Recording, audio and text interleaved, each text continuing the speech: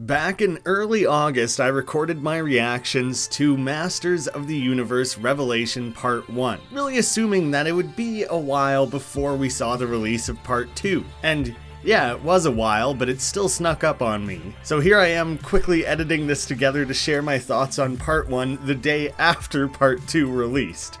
Right on time. I probably just lost track of time because I was still reeling from the fact that three unrelated properties all chose the same main song for their debut trailers, like one day apart.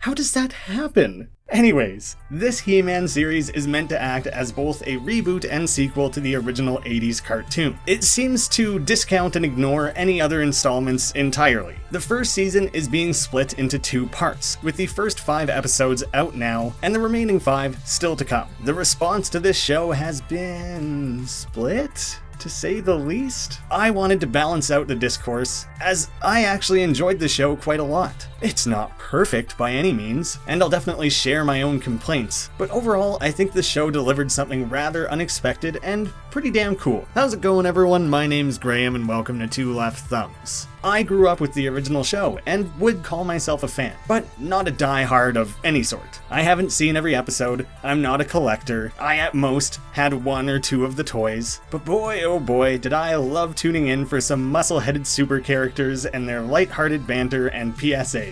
This world was unique and weird and campy and so delightfully of its time. And with that last piece in mind specifically, I never really thought bringing back this franchise was worthwhile at all. But I was won over and convinced to give this a shot based on the involvement of Powerhouse Animation Studios, an all-star cast taking up the mantle, with a list of names so big that a heavy hitter like Kevin Conroy was left voicing Seaman, Merman, and nerd lord Kevin Smith seemingly coming at the show from a place of genuine love and personal fandom. That felt like a winning recipe, and I couldn't really pass it up. I didn't plan to go in with a critical eye, but about halfway through episode 1, it was clear to me I was going to have a lot to say. As a little tidbit, I have a Let's Play channel, Graham Games, go check it out, why not, that uses the He-Man logo and theme as its main inspiration. I don't know why this show has left such an impression on me, but it stood out in my mind for so many years, and I still have unbelievably fond memories of growing up with Masters of the Universe. I want to start by addressing something fairly specific that may help you decide whether or not this show is worth your time, before knowing much else about it. Who is this for? I see a lot of people asking this, and in many ways, I think the answer is me. Like I said, I grew up watching reruns of the original 80s cartoon. I never saw the 2002 He-Man, and haven't seen the new She-Ra reboot. I am a very narrow, very specific audience member who I think is primed to get the most out of this series. I'm old enough to remember the source material, but young enough to succumb to the nostalgia hits this show is offering. Smith and crew touted that the show would be accessible to fans of the original series and newcomers alike. And if you ask me, that simply isn't true. They take the story in new directions that you could potentially follow along with, but I think the highs of this show were really contingent on at least partially knowing the source material. As a young, adultish white man, so much stuff is made for my exact demographic, and I think this is no different. The original version had a PSA at the end of every episode teaching children to be better. Remember, it's your body and no one should touch you in a way that you feel is wrong. If you've been touched that way, don't be ashamed. Tell someone you trust, like your parents, or your minister or rabbi. And a sword-wielding muscle man who wasn't allowed to actually hit bad guys or really use his weapons at all. Whereas this one had murder and violence aplenty. It's not gory, but if you're a parent looking to introduce your kids to the world of Eternia you grew up with, I'm genuinely sorry, but the show wasn't really made with kids or newcomers of any kind in mind. That may seem totally at odds with the source, but it wouldn't be the first time that we took an old children's property and made it something that me and my fellow white 20 to 30 somethings would enjoy. Fuck Batman. I'm going to avoid specific spoilers for now, but I can totally get why people are mad at Kevin Smith. Giving a bit of context to that fan outrage, and a major reason why the show was so negatively received. Seeing the way he's been pitching the show for years, and telling fans it'll be He-Man oriented. I know he wanted to keep the actual direction of the show a secret, but many feel that they were misled, with He-Man simply being used as a marketing tool. I think if the show were marketed more honestly, fan reception would have been far more positive. They really used nostalgia to lure people in, then pulled a big bait and switch. If you would have been following the development of this show for years, you're likely rather rightfully mad about that manipulation. As someone who completely ignored the show until the day it came out, I had no expectations and had the pleasant surprise of a new twist on a familiar property. But really, I kind of disagree with all of this. Yeah, I understand that the show hasn't gone in the direction that fans were expecting, but if they wanted to have any form of effective twist, Kevin Smith did kinda have to lie to you. You are assuming that the second half of the show won't be He-Man oriented, and it almost certainly will be. I'm calling it now. I exist in some weird, precise limbo, where I have a fondness for the original series and strong memories of it, but no major fandom for it. For me, it's always been this sit back and enjoy, point and laugh, goofy adventure. But if they would have made 20 more episodes of that, I probably wasn't gonna watch. So I don't feel betrayed at all with this reinvention of it. So again, who is this show for? If you either don't know the original series at all or are a superfan of either the 80s or early 2000s versions, I would assume you are much less likely to enjoy Revelations. So I'd love to discuss parts of this show that genuinely do work for me. Things from the actual show, not just the conversation surrounding it. Celebrating the old. Let's be honest here, the original show was a commercial. That's it, that's how it started. They set out to make 65 episodes in the first season, airing them 5 days a week because they wanted immediate syndication and to sell you a product. I know the show turned out better than it had any right to be, but I don't think I was actually that interested in a show that followed that same format. They were mapping it out in this formulaic way with one hand tied behind their back, because they always had to introduce the new toy, restore the status quo, and create some more than easily digestible TV. And that's fine. They weren't trying to make some intellectual, long-running series, and now Revelations is making the show for a more mature audience. And that cookie-cutter style would have gotten old very quickly. Creating an actual running narrative is the simplest and best thing they could have done with this property. Just like on day one, when all the producers are in a room together, and they're deciding what they want the series to be. The smartest thing anyone could have said is, what if we presented the show with a running, ongoing storyline? That alone was a good reason to make this show. With the series acting as a direct sequel to the original, they made sure the first episode feels like a series finale, turning the Battle of Grayskull into an all-out war, far larger than anything we've seen. Skeletor is pulling his usual tricks, schemes, and double fakes to gain entrance to the castle. It all feels familiar. You're waiting for them to do the fake out on the fake out and realize the good guys have the upper hand. But they were really upping the ante in ways we've never seen before. You start to realize it's not going to go the way you're predicting. This is solidified by Skeletor going psycho and actually killing a minor character. It was an amazing thing to see a series with no real continuity suddenly being handled in a way where the stakes aren't just large, but that there were stakes at all.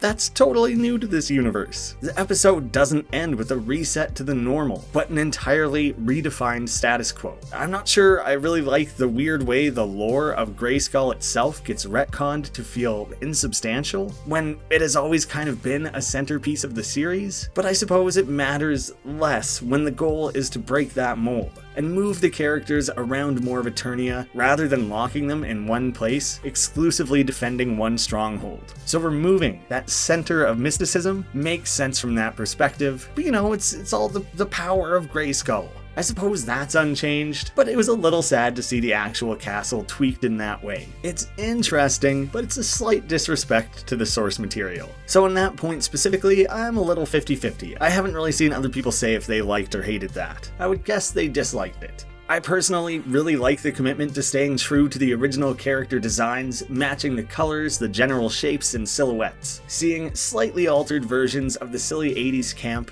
like He-Man's ridiculous hair and pink leotard, was great to see. You really can't get rid of those elements. While this animation team had already given us their version of these original costumes, later in the series we get to see maybe how they would have designed them starting nearly from scratch, but only after doing the originals first first, and making sure there are really direct links between the old and new. I love how faithfully that was done, and it was kind of needed, so that was a really great way to go about it.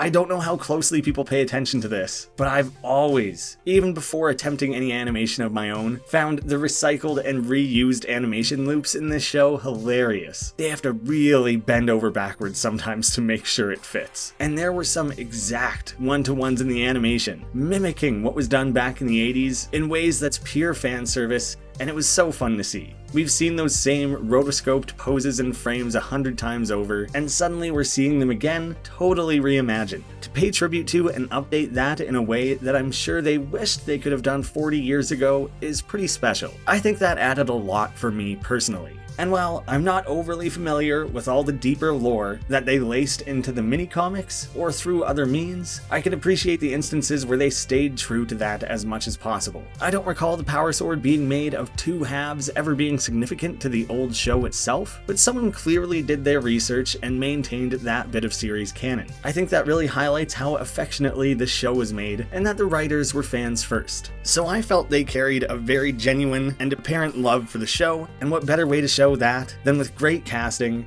and really selling those performances in ways that adds some weight and drama to these cartoonish characters. In a fun bit of layered fan service, and yes, I do think this show genuinely took the fans into consideration. Alan Oppenheimer actually has a cameo in this episode as the ancient being, Moss Man. Go and get them, Grass Man!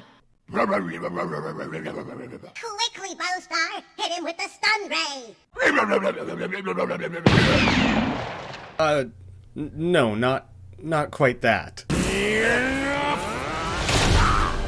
You defile the heart of Grayskull with your very presence. Which then in this whole ironic full circle scene is directly killed off by Mark Hamill's Skeletor. That's really cool. While we're on the subject of voice acting carrying these mantles, I have a perfect segue. I want to dedicate a section to one of the inarguable strengths of this series, before sharing a few criticisms and then dedicating the rest of the video with what I genuinely liked about it. I'm purposely structuring that to create a bit of a positivity sandwich here. I don't want to dwell on the negatives, and I can't ignore them, but they didn't, in my mind, define the experience. So we're making sure to mostly stay positive. I'll start touching on light spoilers in this section, but nothing that will ruin your ability to go into the series near blind still. I think Chris Wood did a solid job with Adam. And He-Man. There isn't a lot to comment on here. His presence was simply downplayed, and not given much opportunity to shine. There was enough time there for me to recognize that it wasn't a miscast. He certainly isn't weighing the show down, but we haven't seen enough to see if he brings anything new or special to the role. Mark Hamill as Skeletor is as incredible as I assumed it would be. I just love his voice acting so much in pretty well anything. He has defined the Joker for me since I was a child. He's single-handedly the reason that Hobgoblin is one of my favorite Spider-Man villains. So having him now redefine an important childhood character feels so well realized. I genuinely think his casting was maybe their only option. I've watched clips of the 2002 show, and it does nothing for me. Pretend? Who's pretending? I am nice, in thought and in deed. That original voice is so distinct. It would be a disservice to try to imitate it. It's incredibly hard to update. Hamill gave us an homage to that original while making it wholly his own. I actually still haven't even seen the 80s Dolph Lundgren live-action He-Man movie, but I've also seen clips of that, and it's interesting to hear the similarity between Mark Hamill's Skeletor and what Frank Langella did in the live-action movie. And I have waited so very long for this moment. Lena Headey as Evil Lynn is an amazing pickup. She elevates every role she takes, and I have no idea how they got her on board for this. Maybe she's not hamming it up quite enough at first. These characters are goofy and boisterous, but I think she was clearly having audible fun getting into this cartoonish character, and she really shines as the character transitions through the season. Neutral Lynn just doesn't have the same ring to it. But that was maybe where Lena did some of her best work. As someone who also grew up with Buffy the Vampire Slayer and is actively rewatching the show just for my own enjoyment, still debating if I want to do like a full series retrospective on that, hearing Sarah Michelle Gellar as Teela is super exciting. I don't even know if that's the best match for the character, but I think I really liked it. You know, in the early episodes, I kind of thought, is that just a big name grab for the sake of it? Could someone else have probably done a better job with it? I certainly thought so at first. It was hard to wrap my head around, since the Teela I knew was overly polite and formal. Still a competent fighter, but despite her courage and strong moral compass, was treated as somewhat clueless. I'm used to Sarah Michelle Gellar being bubbly, but overly sarcastic. What are you doing? Breaking into your office and going through your private files. I'm calling the police. And pretty intense, as we saw more of her character in this series, and better understood the jaded angle they were playing up, Sarah Michelle Gellar stood out as a great casting choice. But this character really only shares a name with that original Teela, and that really is the only way that this casting would have ever worked. I imagine that complete character rewrite could have put some fans off. I feel for Griffin Newman trying to fill the shoes of Orko. He did a fairly good job imitating that original voice, but the performance felt too restrained. Hey, you wouldn't pull that if Prince Adam was here. I think that might be more of a direction choice rather than any indication of his own acting ability. Maybe the overly cartoonish, silly physical comedy weirdo of the old cartoon wouldn't fit the tone of Revelations. The character seems just a little lifeless to me, both in voice and animation. I didn't like their half-hearted interpretation of the old humor he brought to the show. Yeah, it was humor made for 4-year-olds, but in their effort to swerve around that, they kind of made this humor that doesn't appeal to anyone. Adults can laugh at childish humor when it's obvious that's what they're going for. Beyond episode 1, where they tried to balance the old and new, I enjoyed the performance for Orko a little more, but I have some other complaints with the character I'll have to save for later. One of the biggest standouts, and maybe biggest waste, was Stephen Root as Cringer. Root is always great, and we needed more of what he offered. This character is basically Scooby-Doo if he were a green tiger. His defining trait is simply that he's scared of everything. What Root and the writers did to add depth to Cringer was simply amazing. I saw someone point out how they used the character's meekness to give him the perspective to see both sides and diffuse a bad situation. It's him using his weakness to his advantage, and navigate it in such a satisfying way. He's quiet, loyal, level-headed, and prefers finding a non-violent solution, not relying on his battle cat alter ego. If that's how they plan to handle Cringer, I want that little guy in every episode. Liam Cunningham as Man-at-Arms is perfect. That's all there is to it. In some way, it almost feels too on the nose, but I still think it's a good thing. The cast being lined with big names like Diedrich Bader, Alicia Silverstone, Kevin Michael Richardson, Kevin Conroy, Henry Rollins, Susan Eisenberg, Tony Todd, Justin Long, and Phil Lamar is amazing to see. Maybe that's the Kevin Smith name at work, being able to assemble so many big names even for bit parts. The voice work nearly top to bottom is a major sell point of this series. They knock that out of the park. I have some light criticizing sprinkled here and there, but I'm mostly focusing on the good over the bad. I would like to have a dedicated section here where I really pull things apart and focus more on the negative than the positive. This show was not perfect. In fact, they had a lot of stuff I didn't like. And so without watching those other criticism videos out there, because I didn't want them to affect my own opinion, I'm going to imagine we mostly agree on the same things, and there are like 1 or 2 major points that tip these other people into receiving this show more negatively. There were just a few subjective personal things that lifted me towards overall positive. But we've got to be real, the show needed some work. I've gushed, now I need to step back and kind of dump on things for a little bit. There are grievances that need airing, and through this, I will be spoiling actual meaningful plot points. So this is the first point in the video where I feel a spoiler warning is truly needed. From here on out, viewer beware. I'll try and organize these somewhat, but I'm mostly just going for it. The season is being split into 2 parts. I kind of wonder if it should have been split into 3, maybe not released in 3 parts, as that would have been very annoying as a viewer, but simply structured into 3 major arcs. These 5 episodes feel as though they maybe should have been something like episode 4 through 9. These hypothetical first 3 episodes should have more greatly expanded that ultimate showdown of He-Man and Skeletor. Then it'd feel like the old series was being paid more mind and wrapped up like a major movie event, not something rushed and crammed into 20 minutes. Then, through that faithful send-off, which they did give, I simply wanted more of it, easing people in, we could better develop how and where these characters diverge from that source material. Then we'd have the series we already do have, following these old characters on their new adventure in a changed Eternia, continuing forward as they clearly already have planned. I'm not that worried about where these last 5 episodes go. I think it's pretty obvious they're going to be the most exciting episodes of the series, and it's really going to come down to how well they stick to the landing, and if they set things up in a way that's going to feel worth tuning into after a season 1. I really like what they're doing here, but I think there was major whiplash as a viewer. The show felt entirely familiar, then all at once spin things around, and you're left playing too much catch-up. It simply needed a few more episodes of breathing room to reacquaint ourselves. I like this new interpretation of Teela, but I think how they got there was poorly earned. She immediately decides she hates everything and storms off. I'm done looking out for the people who never told me the truth. As a completely different person. A few more episodes would have greatly helped steer that landing. It felt more like her stating how she changed rather than showing us. In those hypothetical extra 3 episodes, we could have clueless Teela in episode 1, have her learn in episode 2. What if I called on the power of Grayskull while I'm already in this form? What do you mean in this form?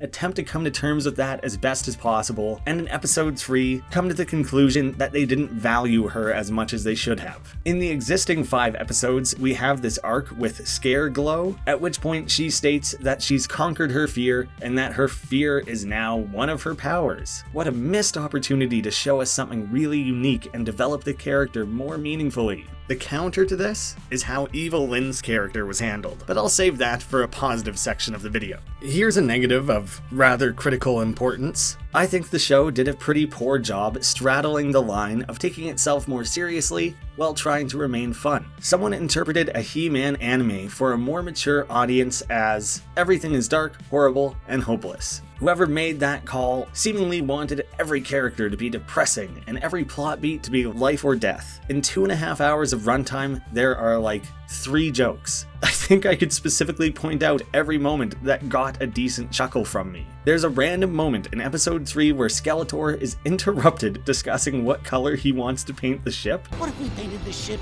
a nice granite?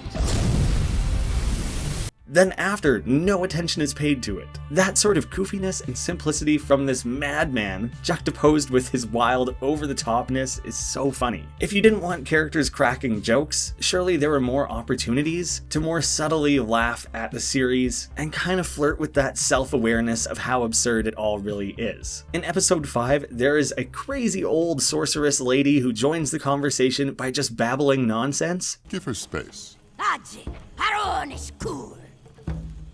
It was so unexpected and cut to her as if she was about to add to the conversation. It's such a quick gag that it took a minute to register for me, especially considering the show doesn't joke that much. In that same episode, the main hero assumes Roberto's name would be Metal Man. That's very clever, Metal Man. With characters like Merman, Beastman, He-Man, this guy just assumes Roberto will instead be named with the same descriptive format. That's great. That's the sort of in-world self-awareness I'm talking about. You don't have to wink at the camera, but set them up and pay them off in ways that take a quick shot at the universe itself. But that's about it. I'm certain there were other attempts at jokes made. She's the only one here carrying around a Skeletor in her closet. But those were the ones that made any sort of impression on me. It doesn't need to be a Marvel movie quip fest, but someone needs to take a step back, appreciate the absurdity of these characters and universe, and be a hair more tongue-in-cheek about the whole thing. They nearly got there. In episode 3, they have Teela making fun of the campiness and one-liners of the original series. He-Man had the sense of humor of a teenager who didn't get out much. That's kinda cute and funny, especially considering that Sarah Michelle Gellar was the one-liner queen back in Buffy, but Teela delivered her own one-liner in the previous episode. I thought I smelled dirty motor oil. So the writers can't pretend they are that far removed from the original series. It's like they're saying that style of humor is beneath them, but then are still pulling from that same well. I'm a little torn on the dialogue at large. It's often hammed up without the camp of the original. I don't think it was too egregious, but there were certainly a few small moments that took me out of it, like the death of Roboto. Having the monotone machine sacrifice themselves felt predictable, and they made sure he went out over-explaining why his death was more meaningful than it actually was. I was no mere machine. I was a miracle. I feel like I've seen the semi-sentient AI character sacrificing themselves for their human friends like 30 times at this point. In his dying breaths? In his dying circuit firings, he explains how he exceeded his programming and learned how to love or whatever. Like, come on. Show these things. Don't just have him state it as he's dying. That's awful writing. Or a moment like episode 5, where Adam tells them they're trapped here forever. Whoa, heroes up here too? For all eternity, just like you now. Because the door to Preternia only opens in one direction. But then immediately turns around and tells them, but I think I know how to get you out. But then he only walks away with Tila and just leaves the rest of them behind with no coordination. You're all over the road here, boys. I don't know what was going on with any of this. Do you want me to care at all? Give it more than one blink of the eye before you say, I'm just kidding, it's totally solvable. So yes, you're trapped here. But I think I know how to get you out. What was the point of pretending it was going to be difficult? For every moment like that, there is something quite touching and beautiful, like a monologue from Cringer, or a deep pull from Evil Lyn. So I can't say it's all bad, but some of the bad stuff was really bad. The magic leaving Eternia felt a little cliche, and they didn't do nearly enough with it. It made Evil Lyn and the Sorceress weak, and Orko is straight up dying. I hope they make that all feel more significant later on, but most characters in this universe were punch machines, not magicians, so it's not that impactful. Now, as I wrap up the negative section, I need to share the biggest disappointment and weak point of the show, segueing here slightly. Orko's arc is straight up horrible. Seeing this little blue goofball near dying is something I really didn't want to ever see. It's just kind of gross. The way they made him beg for an adventure was kind of embarrassing rather than touching. They bend over backwards to give him the worst sob story of all time. They spend the end of his life highlighting his feeble existence. I can't do anything right. With constant whining and self-pitying that's kind of insufferable. Which, I guess that part is kind of true to the original character in some way, but it's certainly not a joke this time. At least they didn't mean it to be. It's so absurd that it kind of starts to circle back into being a joke. His final sacrifice is probably the worst use of a trope in this entire show. It really started to tip into self-parody. Look! I'm doing it! Orko explains, my entire species is dead and I'm the worst. I suck. Ha ha ha ha. Funny, right? Did they really have to make this character the literal antithesis of comedic relief? Orko's moment of, look Lyn, I'm doing it, was so cheesy and stupid, and then he just died. So he kind of had his big moment, but it wasn't even big from a storytelling perspective, because the show already killed He-Man and Skeletor. Orko's death ain't topping that. Couldn't they have made him a sad sack to then redeem him? Not just die in a whimper? He just kinda deserved better. Now we can move into the positives, which are the things I really want to talk about. I've looked broadly at the ways this show celebrates what came before, and the incredibly strong cast. Now let's get into some more specific details. I am all in on the idea of redefining these characters and their world. That first episode, while short, is still kinda epic. I don't use that word lightly. I really like the scale of that battle. We experience this time skip and are presented with a new set of rules as to how this world will function through these dramatic changes. I think that's really smart. Like I said, they could have spent more time in the old, but seeing how things were different 5 minutes after the events of that first episode isn't the most interesting part of the story. Jumping ahead a few years until everything is different, it's not that deep, but it's cool the way they mixed it up. I want to include that right at the top because it's kind of the whole thing that this show is doing, and I really appreciate it. Looking at other specifics and small moments, one of my favorites was He-Man stabbing Skeletor and him getting in Adam's face. Finally use that sword the way it was meant to be used. It felt very Dark Knight Returns to me, that they've been battling it out for all this time, and He-Man's finally had enough. That's pretty hardcore. It's an obvious example of Kevin Smith's comic book background shining through. One of the best parts about having these well-established characters is letting them kind of naturally guide you towards these big plot points. You can really imagine him and the writers looking forward in time and thinking where this conflict could eventually lead. And that comic bookiness is also why I don't think it mattered that they killed off He-Man and Skeletor in that first episode. People were pissed about that. That's part of why I think the season should have started with a couple more episodes focusing on those two characters. But never for a second did I think they weren't going to bring those two characters back. They went the shock value route, many people didn't appreciate it, but it didn't bother me. Adam being the embodiment of good and heroism is a boring lead character. Infallibility is generally not that interesting. Why not shine some light on supporting characters and create a reason to bring him back into a different world that can then change and redefine what it means for him to be He-Man? That choice is obvious when all he has to do is protect the beacon of good from the devil, the harbinger of doom, whatever this guy is. It's so black and white, and there's only so many places you can go with that. So yes, I think killing He-Man was a positive, not a negative. It's yet another reset where they can now change things however they see fit. I had to smile at the concept of Adam sacrificing himself by summoning the power of Grayskull while already in He-Man form. Have you never tried that before? That's like the first thing I'd do with the power sword, is attempt to become He-Man Man or He-Man. Recognizing that was never in the series before and paying it off in this big climactic moment was very satisfying and creative. It's like, what if the Hulk got so mad that the Hulk became the Hulk, you know?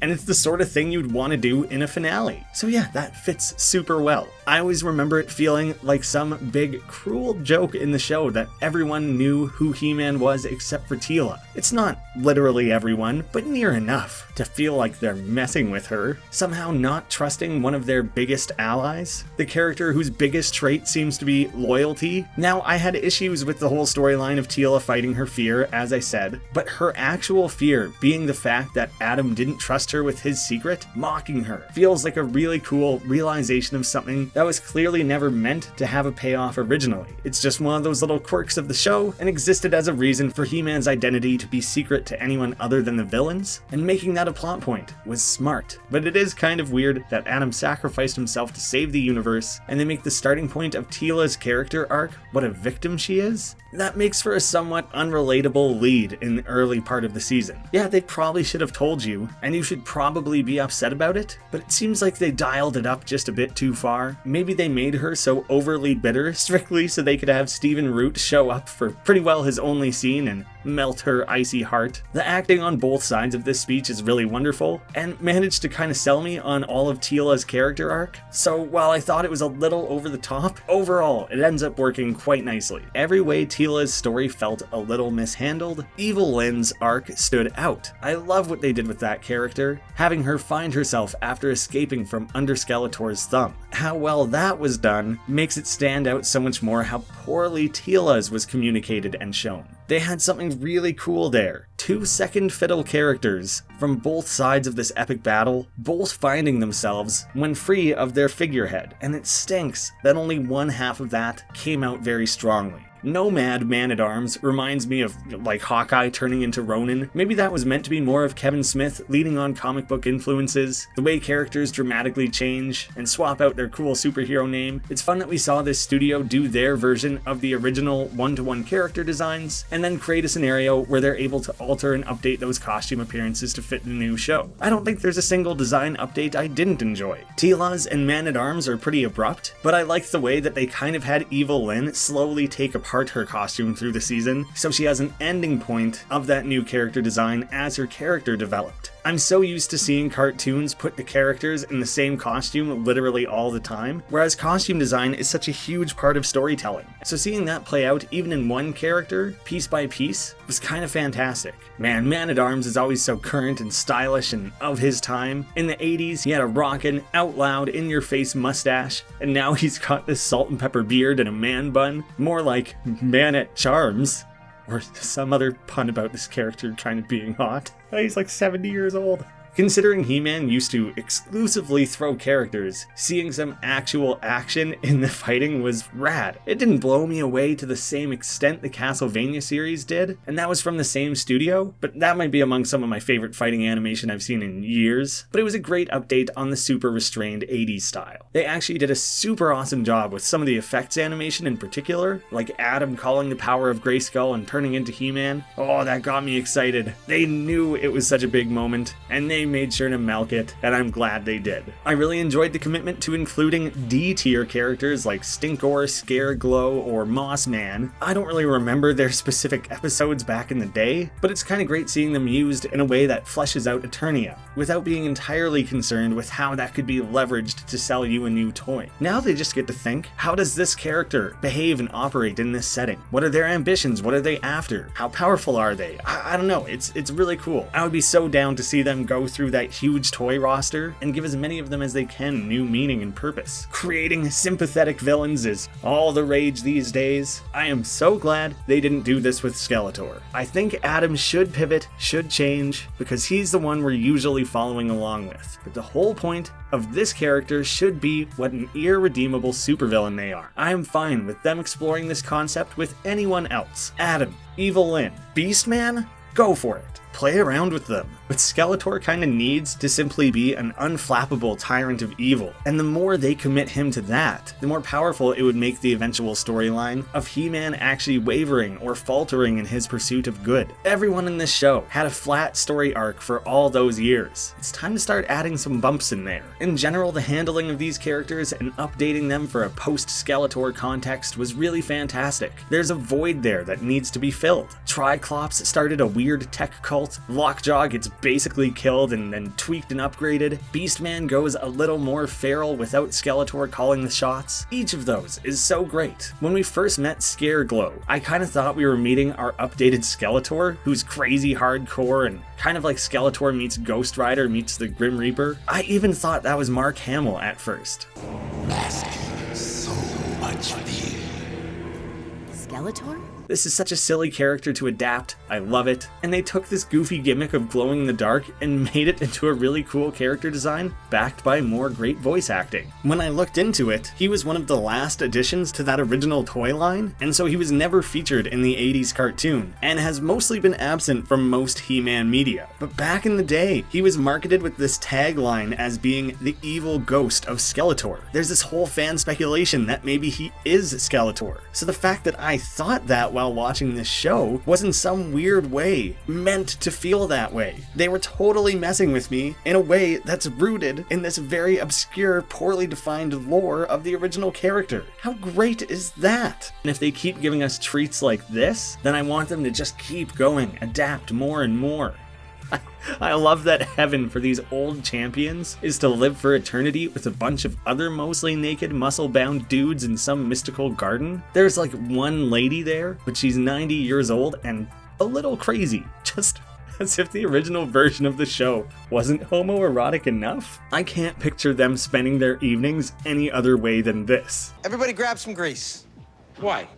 Because we're gonna grease up these beefcakes. Maybe they're just a bunch of platonic tan hunks who rub each other down after wrestling. Okay, it is maybe a bit stupid that they killed He-Man twice. If that's the bit people are upset about, not the first one, then I'm a little more on your side. But on some level, I do like it and respect the balls behind that decision. The second time was actually somehow less expected than the first. He dies once, and you think, oh, it's one of those kind of shows. They're really gonna shake things up and, yeah, you know. Then the second time, it became, oh damn, nobody's really safe, eh? They're gonna do whatever they want. The odds of him dying again in what was seemingly the final triumphant moment of the episode, after him making yet another massive sacrifice, made for a pretty decent twist. I know some people would have rolled their eyes, and you're not wrong, but I was into it. He just gave up his free pass to oily men heaven forever. You would think that would create this new, looming, enduring shadow for the character. They basically just told us he gave away his ticket to happiness and is now destined for either purgatory or maybe even hell. I expected them to drag that out and have that hang over the character, so every situation he gets into for the next X number of seasons creates these additional stakes. Skeletor winning in the end is kind of dope, because he so nearly won in that first episode, as well as nearly winning 300 times prior. Seeing him reach this level of ultimate power is something we've never really seen before. We're breaking the cycle of He-Man, always tossing Skeletor halfway across the planet, blasting off again, rinse and repeat.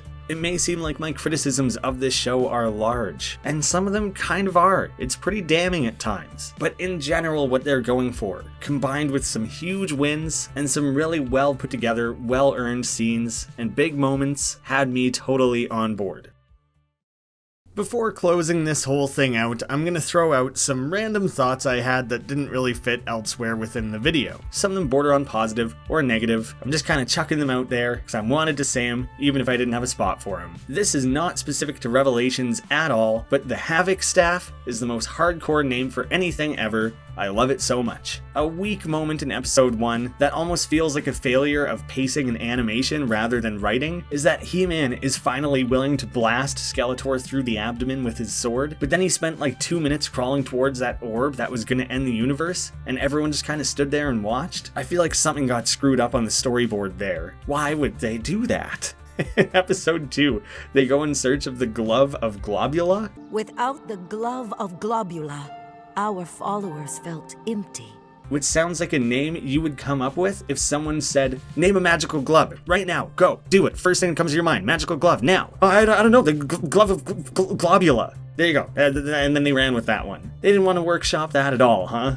And in the sequence that follows, this is something I just want to make fun of in media at large. If you're a uniformed henchman and you're marching through the halls of your evil lair in either single or double file, you would better make sure that you and your buddy are never the last two in the line. At some point, inevitably, you will be beaten up and left naked, and that's going to be very hard to explain when someone discovers the two of you sleeping together on the floor. At one point, Orko screws up a spell and just nukes a couple of birds. I guess his horrible amateur attempts at magic aren't all quite so innocent and harmless. It was honestly the best thing that Wiener did all season. I don't know what the shit was the point of the B-plot of Beastman, Jackie Briggs, and Roboto fighting zombies. What did that have to do with anything? Why were they even in this episode?